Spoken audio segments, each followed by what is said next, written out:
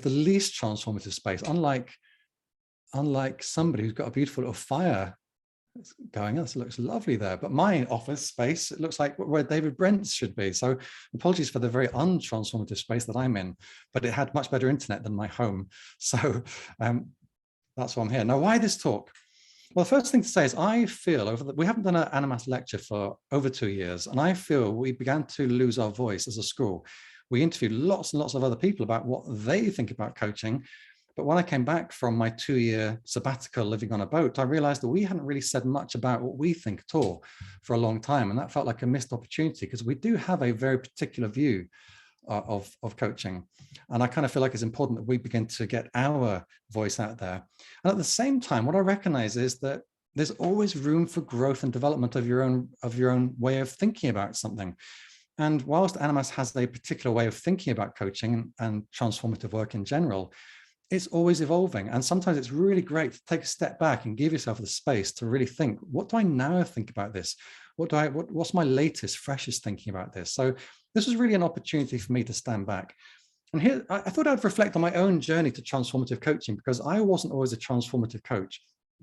When I started as a coach, I was what you might call a classic performance coach, working in the public sector, working with police officers and social workers and housing officers and all sorts of people in order to help them implement their policy more effectively. It sounds really dull, doesn't it? But it was actually really, really fascinating. And then as I started to work with individuals more, I started to recognize that actually these human beings behind the role are often confronting some really thorny issues of their own, which are then feeding into their workplace issues. And I began to get more fascinated by what you might now call life coaching, although back in the early 2000s, really didn't sort of exist in any recognizable form. And as I went through my own journey towards transformative coaching, the first school I set up was called the Smart School in 2008, and that eventually became Animas in 2013. And I won't bore you with the whole history, but from about 2015, I started delivering lectures. And the very first one was called Time and Timelessness in Coaching. And the next one was called The Temporal Self, a Unified View of Time and Identity in Coaching. And then the next one was Working with the Self in Coaching, and then the fractal nature of coaching. And I was absolutely fascinated by these big conceptual ideas, much more so than how to do coaching. I was interested in what's sitting behind the human being that makes this thing we call coaching so important. And so these lectures led into me ending up doing a master's in psychological coaching. And I was really struck by the way our paradigms shape our experience of something on the very, very first day of my master's. Because what happened was the tutor at the time, Simon Kavikia, said, I want you all to go away and answer this question: who are you? So we all went off into dyads and self-reflection by ourselves and this sort of thing. And the only thing I could think of to answer that question was a sort of a philosophical perspective. And I came back and I did this one flip chart that was completely blank, and one flip chart that had a little dot in the middle, and one flip chart that had a square all around the edge, as far out to the edge as I could go. And I said, at one level, I'm absolutely nothing. I'm a ever-evolving nothingness. And then on the next one, I'm everything. I'm the dot at the center of it all, because the world as I perceive it comes through me. Oh, sorry, that was the one with the line around the edge. And the dot was, at any given point, I'm a singularity of being in this moment. And people looked at me like, that wasn't the question. What are you talking about? And then the next person went to speak, and she said, I'm a mother, I'm a sister, I'm a daughter, I'm an aunt, I'm a friend. And I was like, this person's answered that question relationally. They've seen that whole thing as a relational question. And then the next person said, and he was a French guy, very funny. And he's like, first there was one, and that was me. Then there were two, and that was me and my girlfriend. Then there were three, and that was myself and my girlfriend and my child. And for him, it was a story. And I went, wow, that's interesting. For him, who am I? Is a story. It's a narrative. And it really struck me that each of us brings our lens of being to any given question, any given issue. And that became, for me, the fascinating journey of what does it mean to be a transformative coach versus a performance coach or a developmental coach. How do we get behind the presenting issue to the structure of thinking and the structure of experience that sits behind it? And I suppose over the next 5 years or so, that's been my journey of just beginning to think about that and really reflect on it and trying to come to some sort of understanding. And I would say that even today, as I present what I'm about to today, it's still emerging. You know, it's still something that's forming, and I believe it probably will always be. Now, this next picture is because the next phase after all this juicy investigation was the dark tea timers of the soul, as Douglas Adams would have called it, which was when I got really sucked into just being the CEO of my company and doing nothing else but thinking about how do I manage and grow my company. And it was, in a way, whilst sort of exciting, it was also kind of a dark time, because it wasn't what I came into the business for, but it sort of sucked me in. And from there, I decided, right, I need to get away. And off I go to live on my boat for 2.5 years with my wife, giving me time to think. And that's really where we get to, because I've now come off the boat back to Animas, and I'm beginning to think afresh about this question: what is transformative coaching? With this time behind me, this time to kind of reflect on myself and on what Animas stands for and what coaching is and all this kind of stuff. So I thought about, well, what are the questions I'm trying to explore here? And the first one is, well, is transformative coaching actually different in some way? And if so, how is it different? And then what lies behind it theoretically? And I must say that my coming to transformative coaching wasn't from a theoretical background. I didn't learn transformative learning theory of Jack Mezirow school or read Habermas or any of that kind of stuff that sits traditionally behind transformative theory. It was more that I got fascinated by what I saw as patterns: relationship to self, relationship to time, relationship to meaning. These are what fascinated me. And it's now that I'm beginning to go, what if I begin to understand who else has spoken about this? So I then started to think about, well, other ways it fits together with other forms of coaching, performance coaching, developmental coaching. And I've come up with what I think is a kind of integrated model. I think it's going to be really useful for us as coaches to consider. And then what are the assumptions that lie behind transformative coaching? What do we believe to be true or think is useful to think about being true? And then how do we make transformation concrete? Because I would say that as a coach, probably the biggest criticism of me over the years, in a kind of way, has been that I coach at quite an abstract level, and I trust that the human being in front of me will make sense of the abstract and turn it into something concrete. So I've been thinking about, well, how do we take the abstraction and make it concrete in a more deliberate sense? And then finally, I could start thinking, well, what is being transformed? And also, what are we paying attention to when it comes to that transformation? By the way, I did a useless job of pre-framing this whole thing. As you guys know, it's going to be an hour long. So hopefully you know that, and we'll be finished by 7:30. But what I want to do is hang around for Q&A if anyone wants to do that. So just to let you know, the content finished by 7:30, and then chill out together as a group if you want to. So we've had a definition of transformative coaching for some time now, and I looked at it again and I thought, do I still like it? Do I still agree with it? And the answer was, thankfully, yes, I do. Transformative coaching explores a client's inner world of beliefs, assumptions, values, and expectations in order to create greater possibilities for ways of being in life. And I love that. I think that really captures the transformative notion pretty well. So what we're going to cover tonight, in order to unpack that somewhat, is the following. Number one, the 3 levels of change. Now, many of you will have come across this before. If you've trained with Animas, if you are new to coaching or you come from a different school, you might have not come across this, or you might have a different idea. But we're going to go through the 3 levels of change within coaching. We'll take a look at Robert Dilts' neurological levels. We'll take a look at Jack Mezirow's transformative learning theory and his transformative learning phases. And then we'll take a look at the Animas 5 principles of transformative coaching. And I will aim to find an integrated view of the 3 coaching levels using transformative coaching as a kind of an umbrella approach. And then finally, we'll take a look at the domains of paradigm shift by having a brief, tantalizingly glimpse look at Colt Rivera's psychology worldviews. And if you're excited by that, it's a 56-page paper by a psychologist, and I will send you the link at the end in the Zoom chat. It is absolutely fascinating, but it's a deep dive, that's for sure. So let's go. Let's get into the 3 levels of change. Many of you will know this, but I'll go over it anyway. I'm going to skip through it relatively quickly. We tend to recognize in coaching 3 levels of change. And the first level is performance, and the performance coaching level. And the change that we're trying to bring about there is creating outcome change. In other words, we're not too interested in changing the person. We're not too interested in even a longer term growth of that person. We're looking at a result. They want to get a romantic partner. They want to get a career change. They want to give up their job. They want to travel the world. They want to lose weight. They want to earn more money. get the result, job done. Do they change? We don't really care.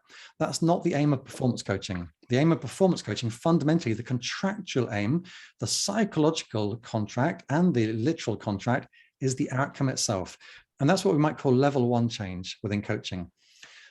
And just to be really, really clear, that's not about level 1 is worse than level 2 or level 3. It's just a particular kind of level. So then we go to developmental change. And this is where the area for change is learning and competence. So you could imagine that you change your job, but fundamentally you haven't learned anything about yourself or about your skill set. You've just changed the job. So that would be performance. But once you get to the developmental level, you start thinking about, well, what skills do I need to develop? How do I take that one thing I learned over here and apply it in multiple other areas? And you start to develop a longer term competence. And then the final level is the transformative level. So at level 3, we're really looking to create paradigm shift. And this is what the whole of this presentation is now about. What is paradigm shift? It sounds very dramatic, doesn't it, paradigm shift? But actually, it can often be quite subtle. But it's a subtlety that has ripple effects that create multiple changes across your life. And that's the difference. Whereas competence-based coaching, level 2, tends to be thematic, i.e., how do I relate better to people? How do I perform better in a workplace? How do I become better at fitness across my life? And has performance is about getting a particular outcome. This is what are the ripple effects that can spring from all sorts of places as a result of paradigm shift. So I'm going to go through 2 very practical things first. The first one was the 3 levels of change, and then we're going to go through Dilts neurological levels, and then we'll dive into more theoretical thinking about transformative work. So when we look at Dilts neurological levels, there are really fundamentally 6 levels. And what Dilts says is that change can happen at multiple levels, and they get increasingly more powerful and impactful depending on the level of change you're operating at. So the first level is environment. And I'll go through an example of this in a second of, let's imagine you have a client who's bring to you a relationship challenge, a relationship trouble. They're thinking that maybe they should leave their partner because they're really struggling to get on with them, and they've been with them for a long time, and they're really just thinking they've just had enough.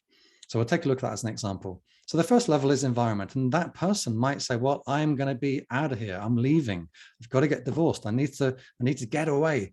That's my environment change. But that doesn't really change them at all. It just simply changes their current experience of this other person. So the next thing would be, well, how do I change my behaviors?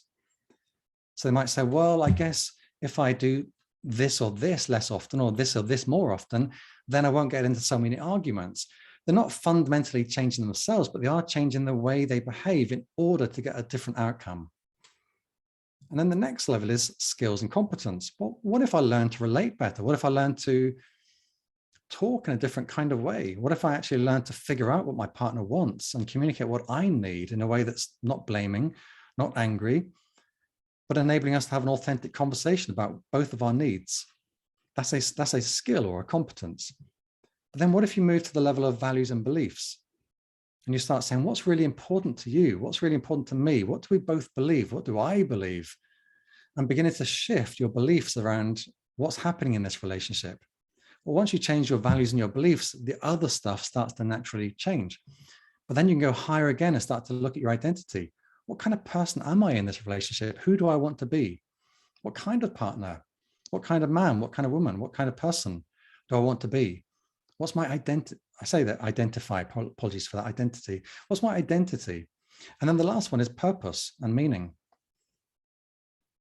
What purpose does this relationship serve, both for me, for my partner, to the children potentially, to the wider family system, to the world, to the community? What are we trying to do? What's our purpose together? And if you can create change at an ever higher level, the ripples become much more profound than if you simply work at that base level. So those are 2 very simple conceptualizations of transformative change. And what I want to do now is dive into the theory behind all of this. Don't forget, we will do Q&A at the end, so feel free to save up your questions if you want to. So Mezirow, Jack Mezirow. Jack Mezirow was a sociologist, sadly died in 2014, born in 1923, and was fundamentally concerned with adult learning and what makes adult learning impactful. He developed what was called the transformative learning theory. And he had three fundamental components of transformative learning, and they were critical reflection, rational discourse, and centrality of experience. Now let's think about these. And I suspect if you're a coach, and I know there are some non-coaches on this call, but if you're a coach, you can look at those three and go, blimey, that's essentially the basis of coaching. Critical reflection, the ability to look at ourselves, and then the ability to have that reflection through discourse, i.e. conversation, i.e. coaching, and the centrality of the experience of the client as the best arbiter of what's going on here, as the truth, as the client experiences it, not the truth, but the truth as the client experiences it. Their experience is central to the learning that needs to be done, not what you think should be done, not what the world thinks should be done, not what you expect them to think, what they actually think, what they actually feel, what they actually experience, their lived reality. Wow, those three is coaching. It's the heart of coaching: critical reflection, rational discourse, centrality of experience. Now, where Mezirow went further was simply to say, to reflect back on those three levels of change, that, okay, great, these three are fine, but it only has a transformative change when something shifts in our internal understanding of the world or ourself or our relationship to others. Only once we start to create a genuinely internal change, internal shift of perspective, could we call it transformative. And you might have noticed that Animas has moved away from calling it transformational to transformative. I wonder if you've noticed that little shift. And that wasn't just a semantic switch. For the sake of it, it was a very deliberate switch, because what I noticed was that the word transformational was becoming increasingly, let's say, overused. I mean, it's not really overused, that'd be my judgment, but it's certainly being used in a way that doesn't relate necessarily to transformative learning, that's for sure. So you have transformational life coaches who have never done any training, and that's absolutely fine. My wife went on a yoga retreat recently, and there was a transformational coach there, and apparently his training was going to a Vipassana retreat in India. That's okay. I mean, if that's what his client's going to want, but it's not transformative. It's not based on any transformative learning. So I decided to be much clearer that this is a theoretical stance that we're coming from. It's not just an aspirational stance. I think transformation is often used as an aspirational stance. We want to create transformation. Whereas what we're looking at here is that we're looking at transformative learning, which is inner psychological shift. So I'm going to whiz on from Mezirow and talk a bit further about him before we go into the Animas 5 dimensions, because they 5 principles, because they all relate.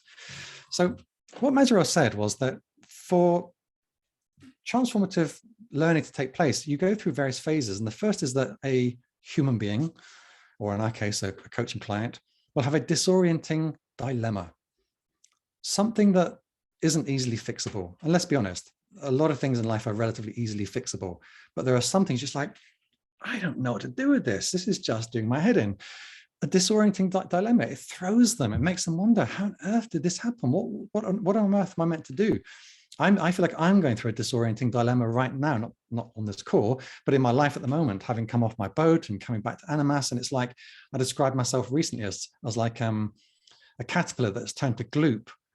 And it's now, hoping, wishing, expecting a butterfly to come from that gloop, but I'm definitely in a kind of a gloopy phase. So you're into this, you have this disorienting dilemma, and that leads into a process of self-examination. And of course, what we're hoping for from a coaching perspective is that self-examination is done through a process of coaching, transformative coaching. We start to examine ourselves, we reflect, we have critical reflection. And through that, we start to assess our assumptions. What do we believe about ourselves? What do we believe about other people? What do we believe about the world? What do we take to be true that perhaps isn't quite true? And then from this, we have a recognition that other people have a shared transformation. In other words, that it is possible that people change. I think one of the critical things about coaching is the fundamental belief that change is possible. So part of the journey of transformation is recognizing that other human beings have had to go through a similar process of change.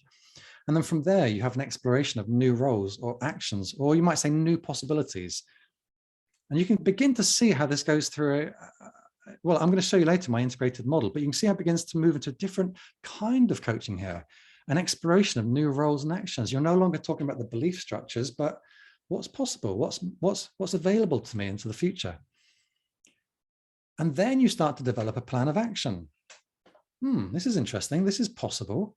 Well, if that's possible, what might I do with it? And one of my favorite questions at the moment is the miracle question. I ask it all the time. If I were to go to bed tonight and a miracle were to happen, and in the morning, X, whatever X is, were the way I wanted it, what would it look like? What would I feel? What would I see? What would be happening? That is a perfect way of moving into that development of a plan of action. So then the next phase is acquisition of knowledge and skills for implementing the plan. Okay, so now I know where I'm going or what I want to get to. What do I need to learn? What do I need to gain? What do I need to acquire? What skills, what knowledge? What relationships do I need to build? What connections? And then trying out the plan. And George Kelly, the founder of personal construct theory, would call people scientists of themselves, trying out the plan. Let's just see what happens. I don't know it's going to work, but I can try it out. I can be a scientist of my own life. And then development of competence and self-confidence in the new role, before ending with reintegration into life on the basis of new perspectives. These were Mezirow's 10 stages of transformative learning. And I'll come back to these later because I believe they offer us a really great model for how do we integrate the 3 approaches to coaching that we've been talking about. So let's now talk about the 5. By the way, I apologize for whizzing through this. I know it's going at quite a clip, but I was thinking before I started this is half a Hollywood film, which seems like a lot of time, an hour, doesn't it? But then it goes so quickly, like we've done a quarter of a Hollywood film already. It goes really fast. So I'm going to kind of go through it and then we'll reflect on it together. So let's talk about the 5 Animas principles of transformative coaching.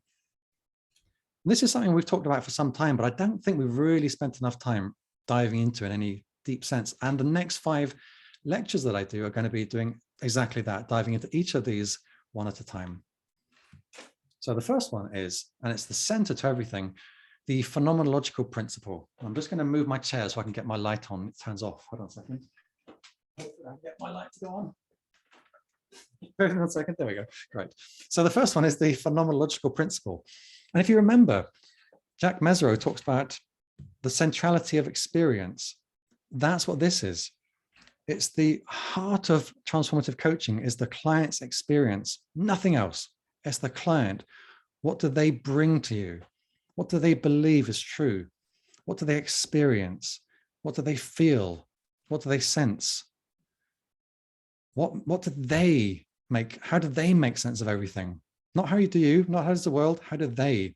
The phenomenological principle. Phenomenology is the study of the experience of something. And we're interested in the client's experience. That's all. Number 1. So wrapped around that central piece is the humanistic principle, the holistic and systemic principle, and the psychological principle. And I'll come back to these in a second. And then finally, wrapped around all of that is the integrative principle. So I'm going to spend a little bit of time talking about these 5 because I think they're really, really important. And they are the heart of Animas. Let me just drink a little sip of water. So we talked about the phenomenological principle already. The centrality of the client, absolutely critical. And you know that already.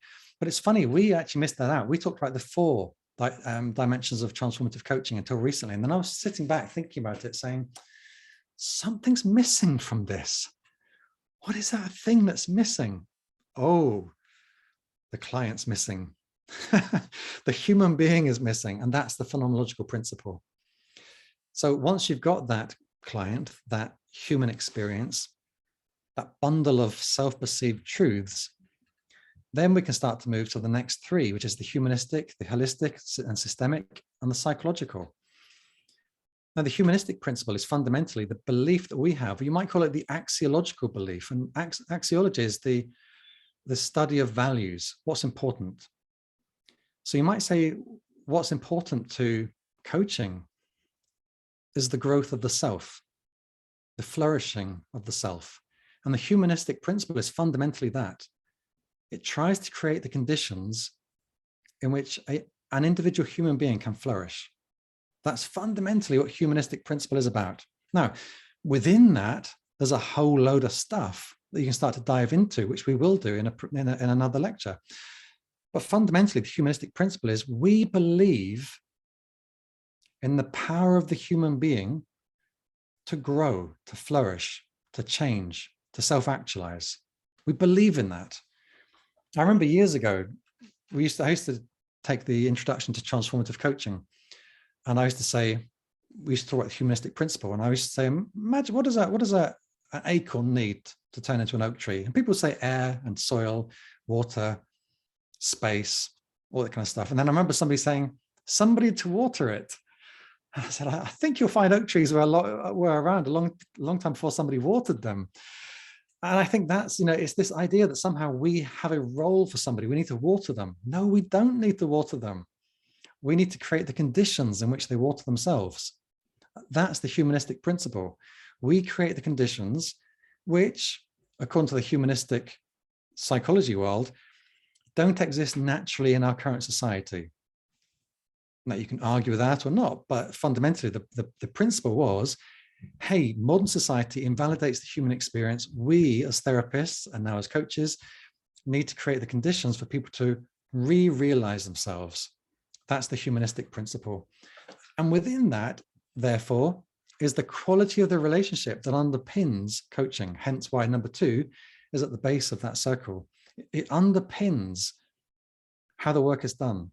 The fact that I have unconditional positive regard for another human being enables that human being to see themselves anew, to feel themselves anew, to be challenged in a way that doesn't feel judged, and yet at the same time confronts them with perhaps where they're not serving themselves. So that's the humanistic principle. Then you go to the holistic and systemic principle. And what that says, you might call that an ontological stance. Ontology is the study of being. So the ontological stance here is that, yes, human beings have free will. Yes, we self-actualize, but we're part of systems that both propel us and constrain us.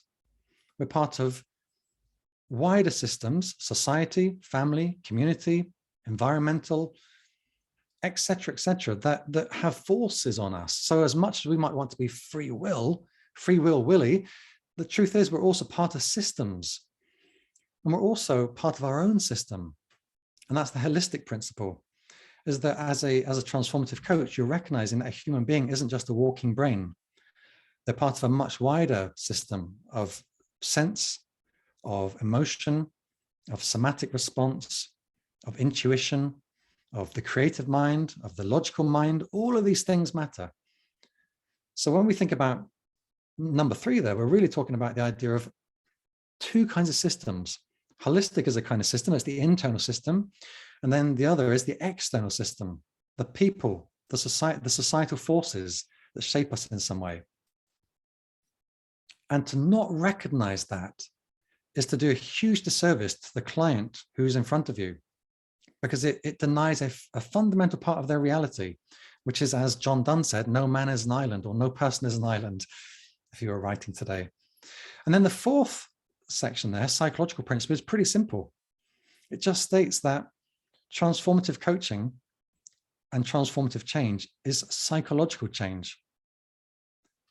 If all you do is change the external conditions, that may be all you need to do, by the way. So it's not a judgment of that, but it wouldn't be considered transformative, at least within the Animas framework. Transformative change is psychological change that's almost synonymous. In other words, let's say you have a belief that you'll always be poor, and then you win the lottery and you blow it all and you're poor again. You didn't transform. You had money for a while, so the external situation changed, but the internal situation didn't. Psychologically, nothing shifted. And the 5th circle there is the integrative principle, which is, and you'll know this from studying with Animas if you have done, is that we are pretty eclectic in how we think about what makes coaching work.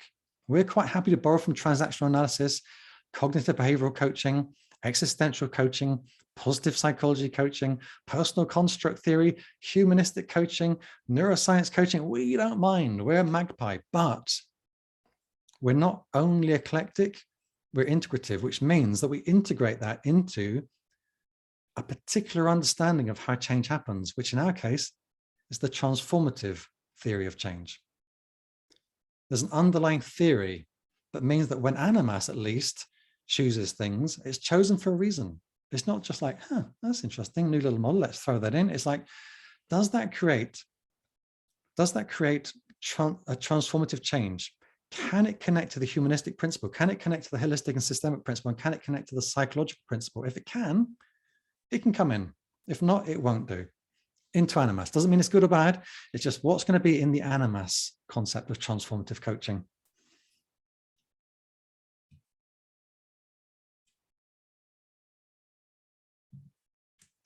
So that got me thinking, how might we integrate the 3 coaching levels into a transformative approach? And I don't think we've given this enough thought before. Once I started to really reflect on Mezirow's 10 levels of phases of change, I started thinking, this is pretty easy. This is pretty good.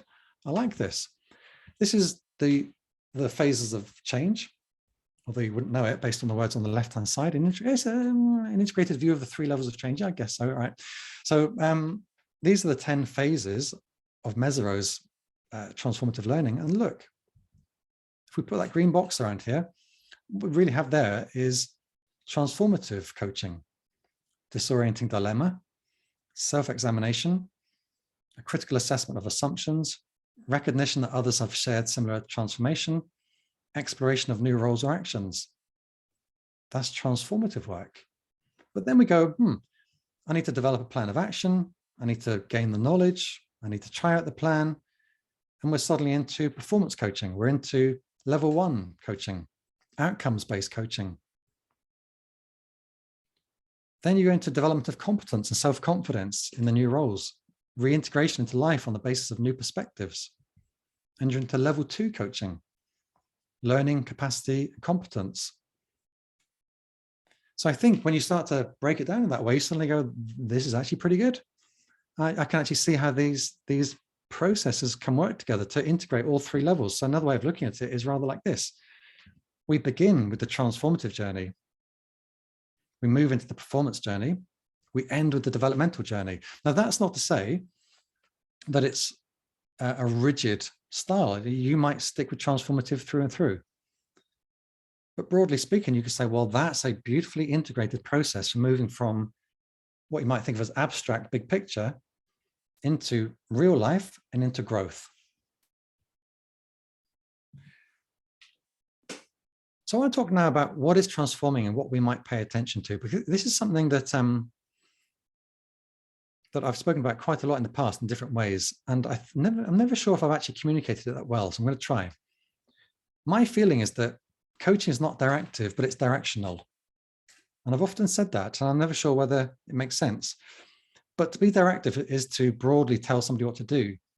To be directional is to have an idea of what we're looking at, a direction of the coaching. So when I think about transformative coaching, I'm kind of curious about what we might pay attention to beyond the surface of the coaching. And so I kind of think about paying attention to the specific as an invitation into the general. And I'm going to give you some examples of that in a second. But what I mean by it in a broader sense is when we're coaching somebody, we hear the specific. She said this, I should do this. I guess that's what's going to happen. I really hope this. That's a specific. But it's a specific that invites you into a bigger picture of how somebody construes the world, how they make sense of the world, how the world that they hold in their mind shapes the experience they have of living. Now, we can either, and neither's wrong or right, we can either pay attention to the specific and go, okay, let's take a look at that. How might you deal with that situation differently? What makes you say she's going to do it, et cetera, et cetera. Or we can take a huge step back and say, what is this an example of as a kind of a belief? What is this pointing to? What is it inviting us to think about in a more general sense? And that's where the amazing work of Colt Coravera comes in. And he wrote an article, I can't remember what year it was like 1993 or something, maybe a bit later, but it was called The Psychology of Worldviews. and I'll give you the link after this, but it's an amazing paper. And what he tried to do, he looked at the concept of the worldview as a psychological model, and he did a meta-analysis of various worldview schemas, and he tried to bring them together into one, his own kind of syncretized, is that the right word? Syncretized? I think so. Syncretized worldview model. And it's absolutely brilliant, I think, as a way to, if you want to start to pay attention to transformative themes, I think it offers you an amazing map. Fundamentally, what it is a map. And the more you understand that map and the more it becomes part of how you think, the more quickly you can navigate that map. So he broke the kind of the psychology worldviews into these 7 fundamental areas: human nature, will, cognition, behavior, interpersonal, truth, world, and life. And then within each of those, he broke it down into further dimensions. So to give you an example, if you look at something like behavior, he has one called time orientation. So within that, you have past, present, and future. So what he's interested in looking at time orientation is when this person's behaving in the world in some way, what is the biggest influence on that? Is it their past? Is it their future? Or is it their present? Which one is governing overall their behavioral patterns? What worldview do they hold around time orientation? And there's an excellent book. When I did my talk called Time and Timelessness, or it might have been the second one I did on time and identity, but there was a book by Philip Zimbardo called The Time Paradox. And he was looking at multiple relationship styles, as in relationship to time. And he talked about past negative, past positive, present hedonistic. I've forgotten the rest because years ago I did it, but it was fascinating how he broke down the particular relationships we might have with time and the impact they have on our current behaviors. If you have a positive orientation to the future, your behaviors today will be shaped by that positive notion of the future. If you have a negative idea of the future, they will shape your behaviors in a negative fashion.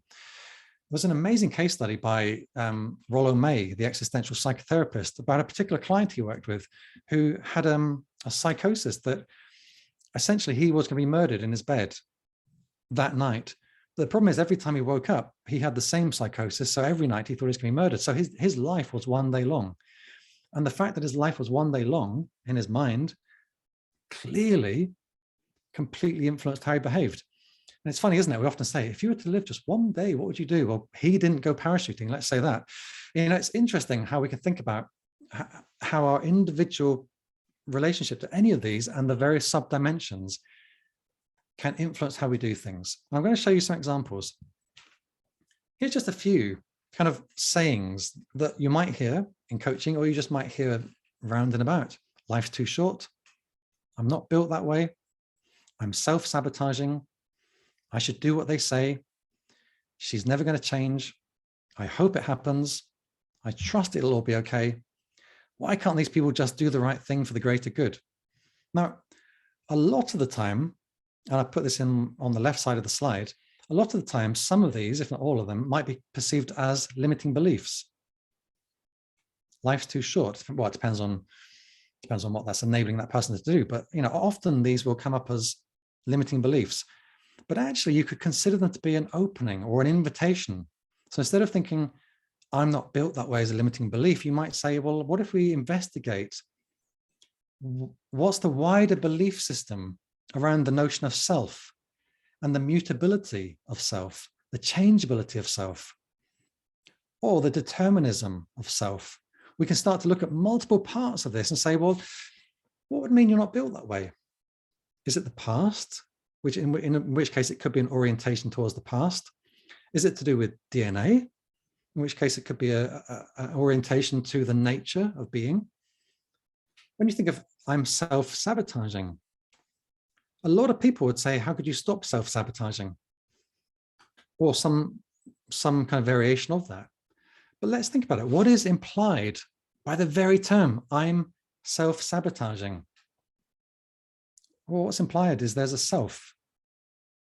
And not only is there a self, but there's a different kind of self that's sabotaging that self. That's an interesting concept, isn't it? What if that's not what's happening? What if there is no self? What if there is? We don't know.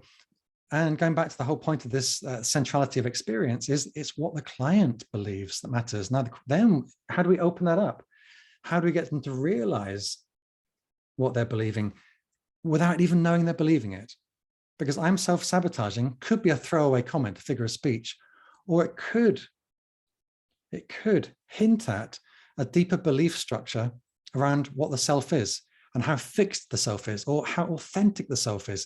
You know, if you think about I'm self-sabotaging, it implies there's a self inside you that's authentic. That if only I could get out of my own way, this authentic self would emerge. Maybe, maybe not, we don't know. The question is, how is that serving this person to believe that? And how might we help them see that that is the belief structure of how they see the self? She's never going to change. Well, is that about the she, or is that about a wider belief in human nature and the changeability of human nature? My dad, for instance, poor old my dad, he gets it every time I talk about coaching, but my dad doesn't believe people can change. You know, my dad is the kind of old school who just believes people are who they are and they're not going to change. So she's never going to change. Could be explored at the level of who is this she, or it could be explored at the level of what's your belief about how change happens for human beings? I hope it happens. I hope it happens. One of the worst words in the world. I know that positive psychology is massive into hope theory. I find hope a horrendous word because it really strips you of agency. My opinion. There might be loads of people going like, infidel. Hope is an amazing word, and it probably is. Again, centrality of experience. For me, hope is not something I want to do. I want to create my life. I want to shape my life, not hope it happens. So hope is a reflection of personal agency. You could look at that as a reflection of will. So the family tree, if you like, of Kolker Rivera's is the will, and the dimension would be agency.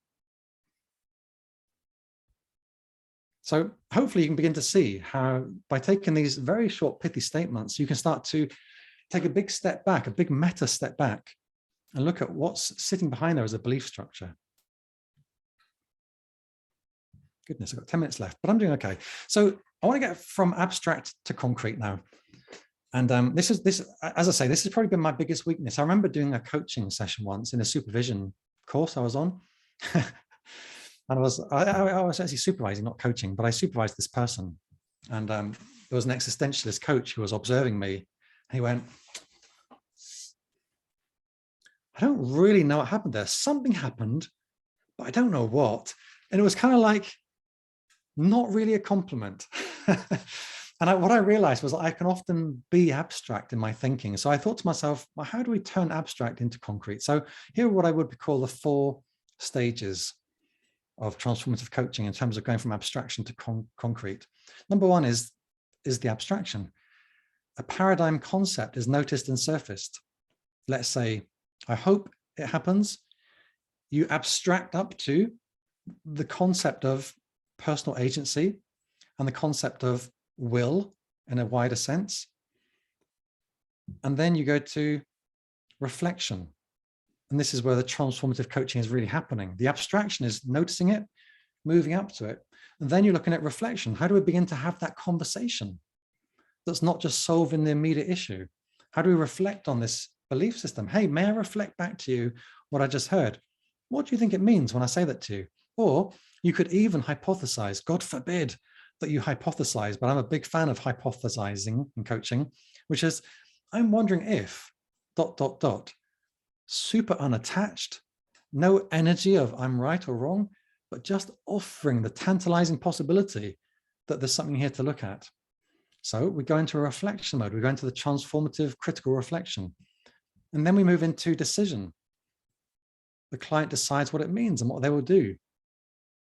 And if I remember coaching somebody years ago, I actually recorded these sessions with a lady from North Dakota. I recorded it for Animas to listen to, which of course, you know, that was part of the deal. And the kind of the big conclusion for her was this idea of moving from hope to create, because she used the word hope all the time. Hope, hope, hope, hope. And I pointed out this notion of hope. And what did it mean in terms of her level of personal agency? And she was like, my God, I'd never thought of it in that way before. And she said, from now on, my new mantra is going to be create, don't hope. So that's a decision. She's making an emotional, rational decision. And then finally from there, action. What does that mean in practice? What does it mean to move from hope to create? And I remember the particular kind of incident in her case, and it's okay to share it because she did allow me to record these sessions for Animas, was that she wanted to have a different kind of conversation with her husband about something, I can't remember what. And I said, how will you, I don't remember, it was years ago now, but it was something along the lines of, how will you know that conversation's happened? And she said, well, I hope I will. And then that led into, well, what if you weren't hoping? What would it be to not hope? And then she went, well, I'd have to create the conditions. Okay, well, how will you do that? It became a much more empowered position. All right, so just wrapping up now, got 10 minutes to go. I started off with these questions. Is transformative coaching really different in some way? I believe it is. I really believe it is. And I believe it can be even more different. One of the things about doing this today and looking at my next 5 lectures was, I've wanted to do a doctorate for a long time, but I hadn't quite figured out what to do it on. And I think this is it. Like, I feel like I've come to a realization. This is what I love. I love what is the bigger belief structure of a human being, and how does that impact the daily lived life? So I really believe that transformative coaching can have a huge role in that. Doesn't mean you guys have to coach that way. It doesn't mean that has to be how you coach. But I really believe transformative coaching can allow us to navigate how we make sense of the world through our existing paradigm, and then to kind of rattle it up a bit. What if I shake this paradigm? What if I break the paradigm? So I do believe it's different, and I believe it can be really powerful. What lies behind it theoretically? I hope I've answered that to some degree, but over the next 5 lectures, I'll be going deeper into each of these 5 component parts. And in particular, breaking down the history of each part and the nuances of it. Is there a way it fits together with other forms of coaching? I really believe so.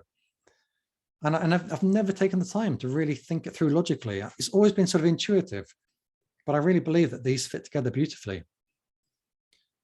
What are the assumptions that lie behind it? We didn't really cover assumptions, but we sort of did. We talked about the 5 principles of Animas's model. And I would say that, without wishing to sound like an idiot, using ridiculous words, I genuinely believe, and I know it sounds really pretentious, but I really genuinely believe that understanding the ontological, epistemological, and axiological positions behind coaching really, really matters. Ontology, what do we believe about the nature of being? Epistemology, what do we believe about the nature of knowing? And axiology, what do we believe about values and a good life? I believe that really matters, and those are the assumptions I think we can explore further in future lectures. How do we make transformation concrete? I think we've looked at that to some degree. There's a journey to go on. What is being transformed?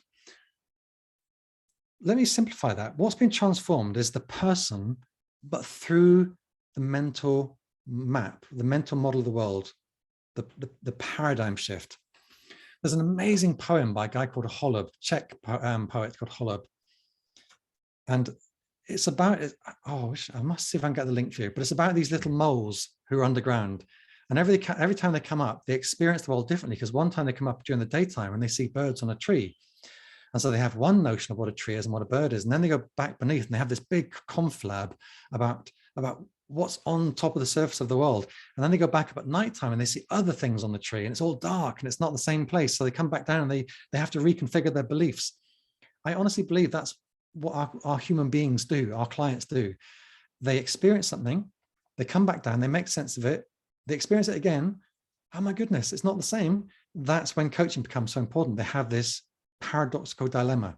Something's not right. The relationship they thought they went into isn't what it was.